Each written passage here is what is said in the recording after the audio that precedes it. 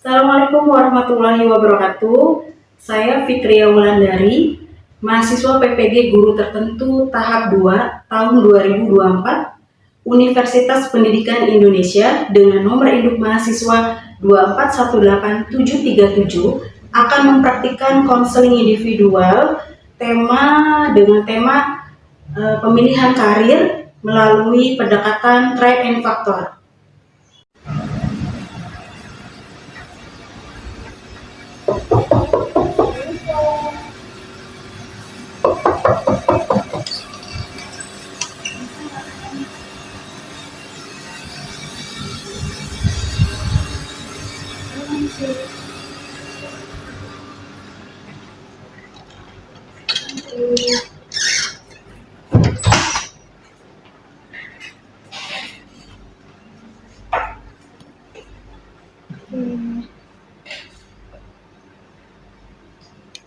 Sudah nyaman duduknya?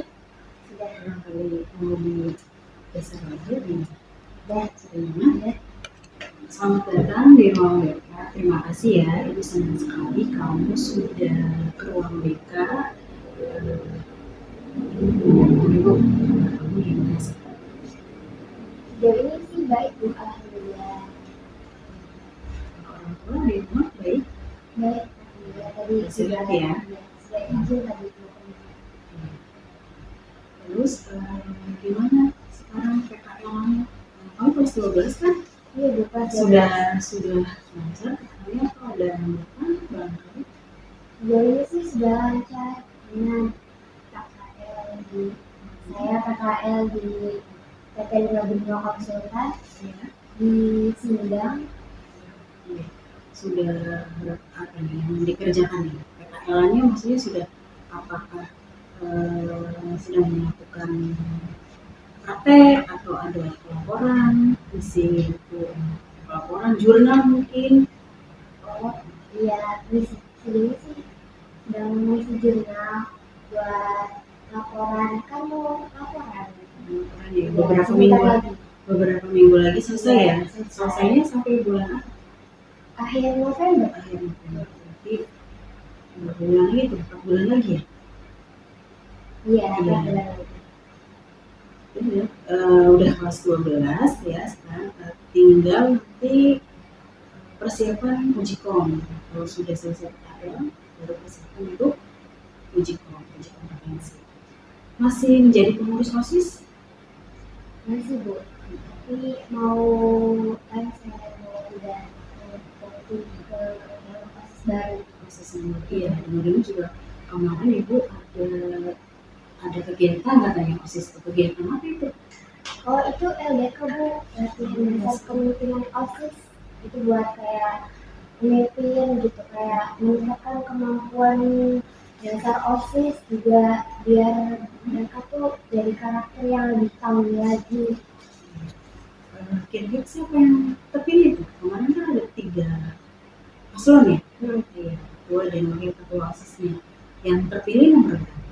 Nomor 3 yaitu Reza Rahel ya, dari kelas 11 TP1 sama satunya Sensi kelas 10 DKV 2. Itu suara pemilihnya di nomor 3 ya, untuk paslon 3.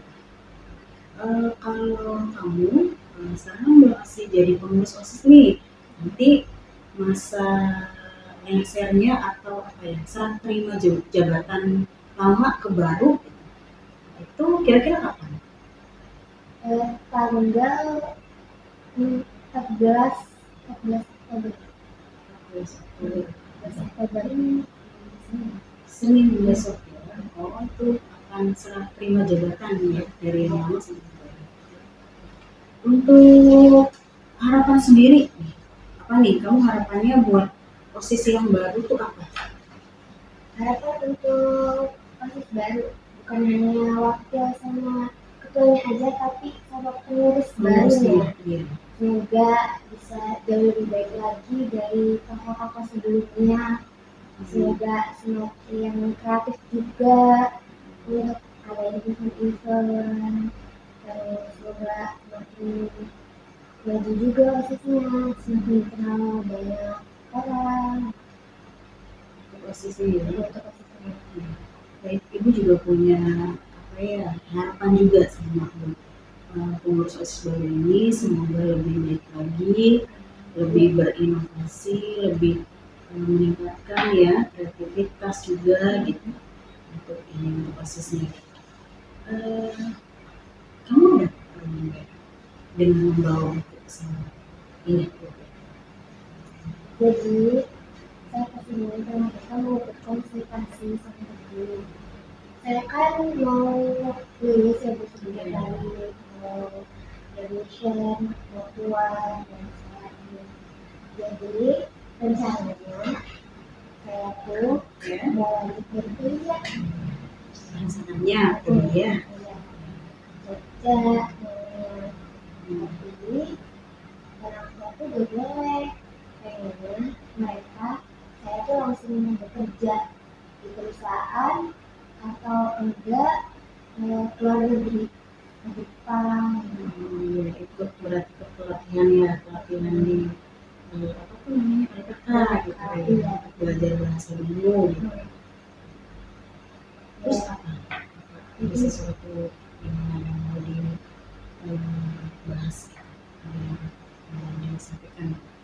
Saya tuh bingung Bu, jadi gimana ini, kayak mau ngikutin orang tua atau jadi cita-cita diri sendiri gitu, saya sendiri.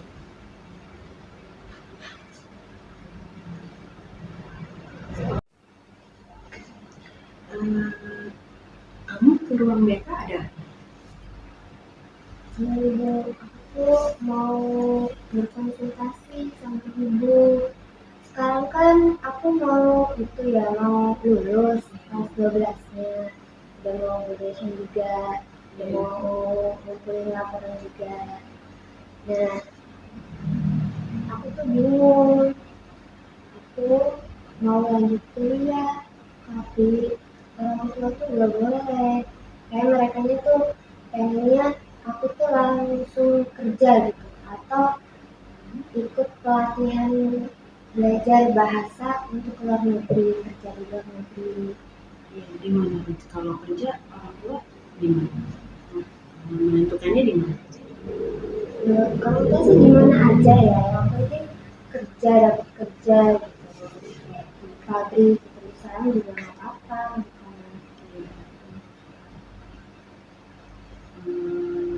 Sebelum kita membahas tadi yang kamu ceritakan ke ibu gitu, soal kerja atau kuliah gitu, kita perlu mengetahui dulu ini kita sedang melaksanakan kegiatan konseling individu. Nah, nanti menjelaskan dulu nih untuk makna konseling individu itu apa. Jadi di sini konseling itu sendiri untuk memberi bantuan ya, bantuan siswa mengatasi permasalahan. Jadi nanti siswa menentukan pilihan untuk penyelesaian masalah sendiri. Ya, itu makna dari konseling. Kemudian nanti untuk mengarahkan potensi juga, mengatur sistem dan nanti akan berkelanjutan seperti itu. Nah, sebelum itu ibu juga akan menjelaskan tentang beberapa asas ya, asas konseling individu. Nanti ada asas sukarela. Jadi asas sukarela itu kita tidak ada paksaan ya. Jadi nanti asas sukarela itu tidak ada paksaan dari kamu sendiri untuk datang ke ruang BK atau misalkan ibu kamu ke ruang BK sekarang gitu. Tidak ya. Jadi kita sudah ada asas kesukarelaan. Kemudian ada asas keterbukaan. Nah, terbuka itu berarti kita harus jujur ya untuk menceritakan atau apa yang ingin kamu ungkapkan di kegiatan pelaksanaan konseling individu ini. Nah, terus ada lagi asas yang paling penting di konseling individu, asas kerahasiaan. Jadi yang tahu itu hanya kita berdua ya. Jadi asas kerahasiaan. Jadi nanti yang mau kamu sampaikan ke ibu itu ada asas kerahasiaan ya. Ada lagi nanti normatif itu asas yang kita ada norma-norma ya, jadi tidak ada nanti yang kayak penyimpangan atau apa seperti itu ya. Terakhir atas kedinamisan ya. Asas kedinamisan itu saling menjaga satu sama lain seperti itu. Kesepakatan ya untuk konseling ini kita nanti sepakat berapa menit, 30 menit cukup ya. Jadi proses konseling ini nanti kita 30 menit untuk proses konseling seperti itu ya. Sebelum kita melakukan konseling, baiknya kita berdoa terlebih dahulu. Kita berdoa ya. Selesai ya. Kemudian ada yang bisa dibantu, kan tadi sudah mendeskripsikan atau menjelaskan permasalahan, saya mau kuliah tapi orang tua saya kerja gitu. Kira-kira apa yang perlu dibantu? Bingung Bu antara milih orang tua sama menjadi cita-cita saya sendiri gitu. Jadi bingung tuh Bu, gimana milih yang mana gitu. Aku kalau nggak milih orang tua, artinya dibilang gitu lagi nggak bisa ngebiayain atau kayak apa ya? Ya, Ya. Kalau kuliah, misalkan kamu milihnya kuliah, nanti gimana? Dengan orang tua saya nanti gimana? ya mungkin kalau milih kuliah orang tua saya sih agak berat ya ngedukungnya, karena kan tadi tuh mama tuh milihnya kayak saya tuh kerja aja gitu langsung dapat duit gitu kan. Kalau kuliah kan itu lagi ngeluarin uang lagi gitu kan mamanya, jadi ya mungkin agak susah lah Bu. Bingung juga. Kalau kuliah di mana kuliahnya? Di Jogja ya, mau ambil jurusan. Rencananya sih pengen ngambil jurusan keperawatan. Tapi udah sesuai dengan jurusan kamu di SMK nggak? Enggak sih Bu, jurusan ini kan jurusan aku kan BPIB, jadi agak menyimpang tuh Bu. Tapi minatnya ke nanti kalau kuliah ngambilnya perawat ya. Kalau misalkan orang tua berarti arahnya ke situ ya, kerja tapi nanti ke luar negeri. Oh Bisa enggak keluar negeri kerjanya. bisa menghasilkan cepat gitu ya, uang gitu, bisa dapat uang lebih cepat gitu ya. Jadi menurut kamu ini masalahnya gimana? Maksudnya tuh apa kamu akan menuruti orang tua, apa kamu tetap pada pendapat sendiri?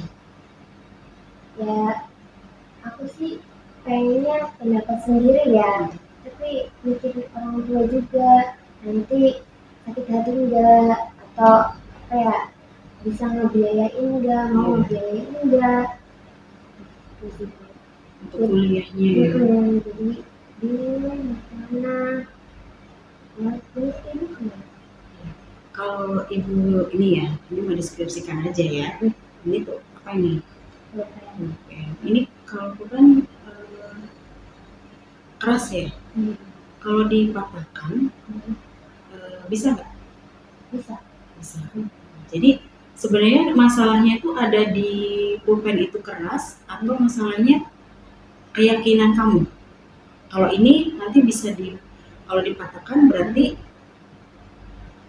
masalahnya ada di diri sendiri ya.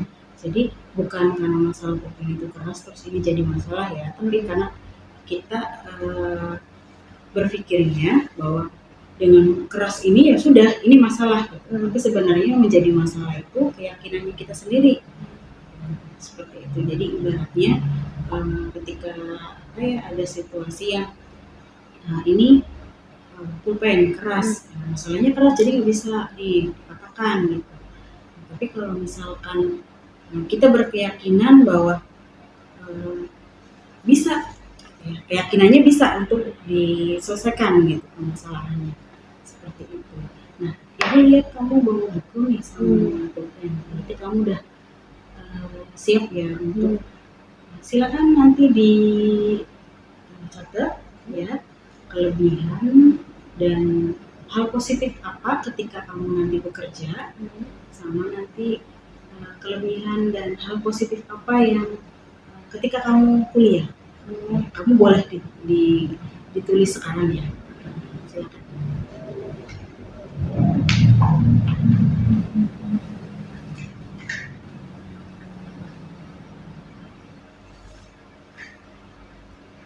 Sudah? Nah, itu kan hal negatif ya sama apa namanya kelebihannya. Kelebihan ketika kamu memilih kuliah sama kerja ya. Sekarang kekurangannya ya, hal negatifnya kekurangannya ketika kamu memilih kuliah dan juga kekurangan atau hal negatif ketika kamu memilih kerja. Ditulis ya di sini.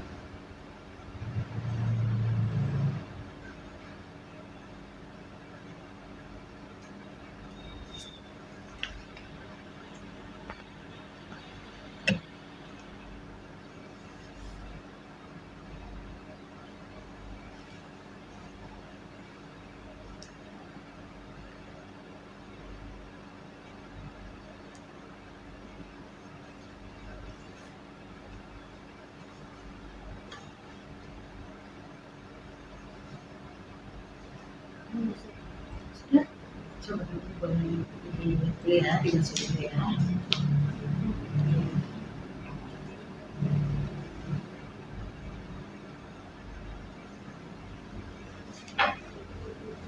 Untuk B ya.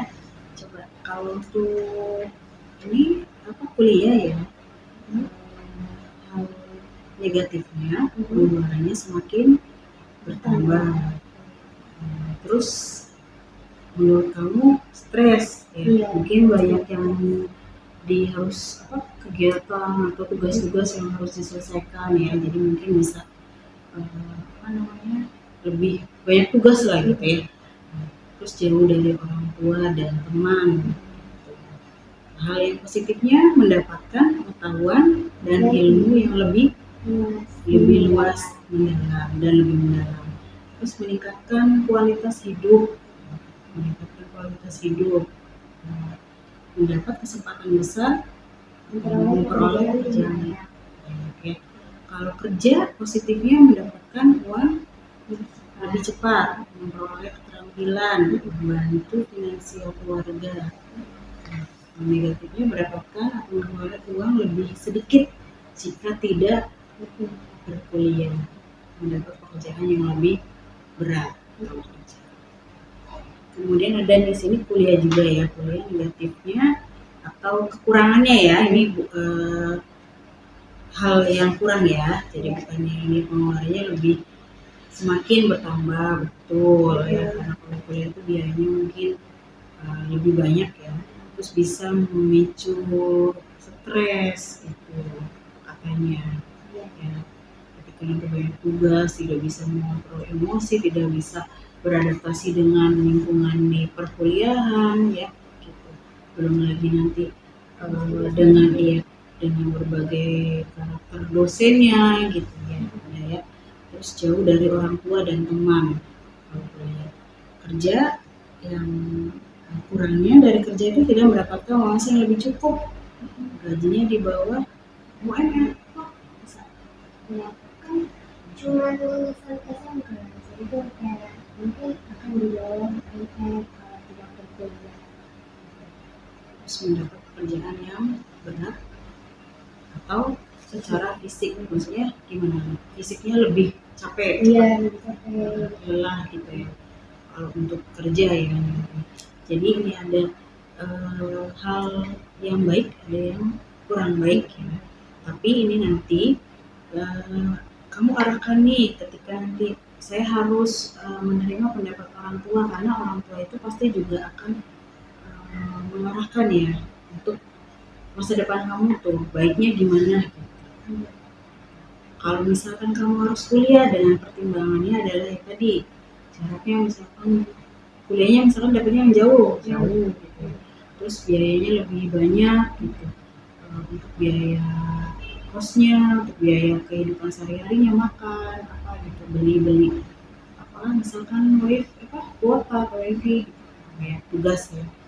Tapi kalau untuk kerja nanti malah kita mungkin dapat uang gitu dengan cepat ya, bisa dapat uang dengan cepat seperti itu.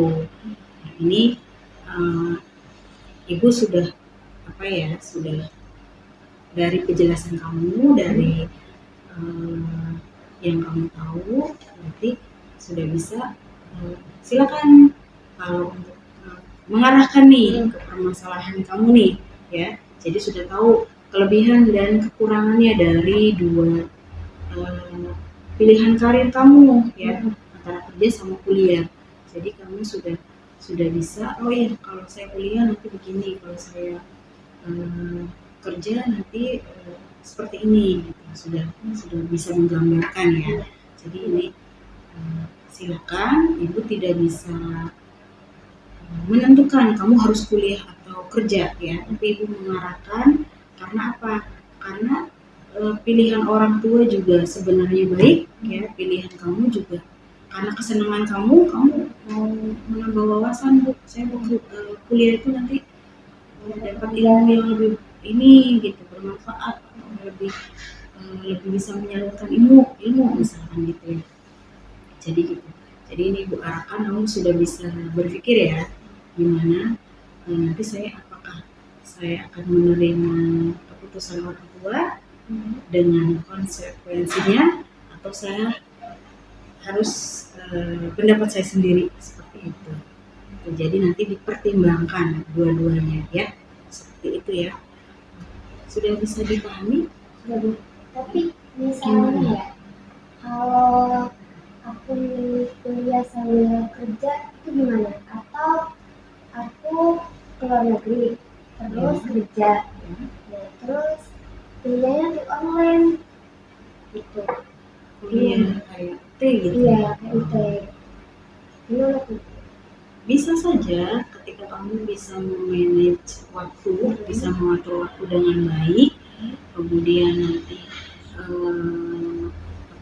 bicarakan lagi sama orang tua, saya kuliah tapi nanti kuliahnya online ketika saya kerja, jadi saya bisa berkuliah juga seperti itu. Jadi keputusannya nanti tetap kamu ya, tetap kamu, tapi ada pertimbangan, ada arahan juga dari orang tua. Kalau kamu ya bisa mengatur, jadi tidak apa ya, membuat beban gitu. Kalau kamu ya bisa mengatur, saya mau kuliah tapi sambil kerja biar saya bisa bantu orang tua juga. Jadi silakan ketika memang sudah bisa diatur, nanti dengan orang tua ya, apa namanya, ngobrol ya, bicara sama orang tua. Seperti itu bisa dipahami. Ya, bisa. Ya, seperti itu ya. Sudah cukup atau gimana? Sudah cukup ya waktunya ya? Kita tadi sepakat ya? Sepakat ini ya, 30 menit ya? Iya, 30 Tapi mungkin ada beberapa menit lagi nih. Ya. Ibu nanti ini ada gambar yang perlu diisi ya. Nanti ada daftar kepuasan kegiatan kita, gitu. Nanti kamu isi di sini, silakan nanti ditulis dulu.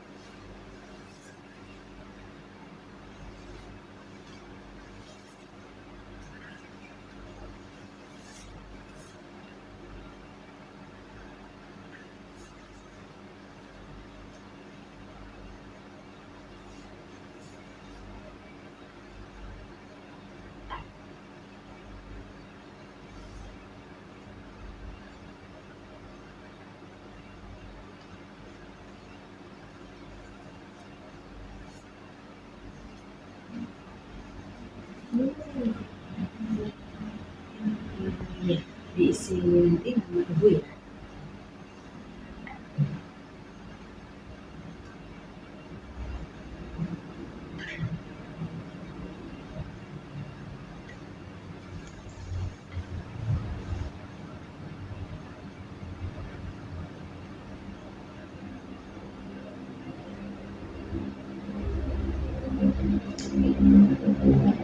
Terus ada barang hadir konseling.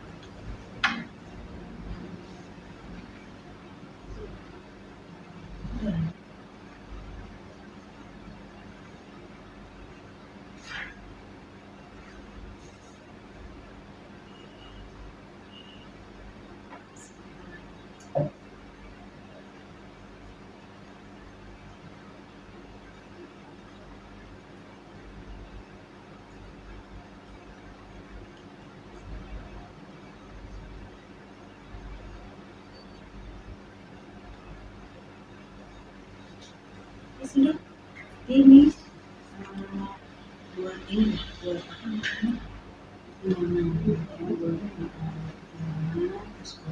terus tahu nih kuliah negatifnya seperti apa, positifnya seperti apa, kerja juga sama ya. Jadi nanti ini kamu sudah bikin hal-hal yang positif sama yang negatif. Ibu, terima kasih ya atas konselingnya. Ibu, terima kasih. Sama-sama. Nanti kita akan melanjutkan sesi konseling berikutnya ya. Terima kasih, tetap semangat.